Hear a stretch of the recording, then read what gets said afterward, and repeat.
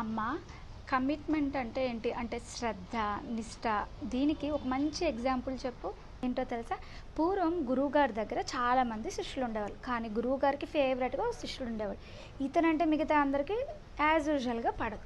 So వీళ్ళందరూ కలిసి ఒకరోజు గురువుగారి దగ్గరికి వెళ్ళి, గురువర్య మీరేమో రోజు ఆ ప్రీ శిష్యుని ఎప్పుడు పొగుడుతూ ఉంటారు, కానీ అతను ఏం చేశాడో తెలుసా? మీరు పడుకునేటప్పుడు ఆ యొక్క పడక పైన మొత్తం అటు ఇటు ఈయనే డొర్లేసి తర్వాత మిమ్మల్ని పిలిచి పడుకోమంటున్నాడు. ఇదెక్కడ ఒక నిష్ఠ, అడగండి మీరే అని చెప్పేసి చెప్తారు.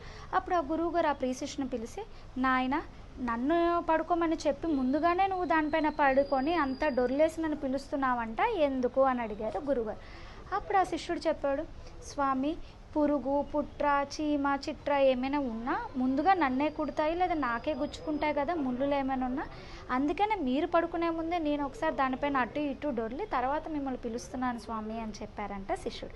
అప్పుడు మిగతా శిష్యులందరికీ అర్థమైంది నిజమైన శ్రద్ధ, భక్తి, నిష్ఠ అంటే ఏంటో.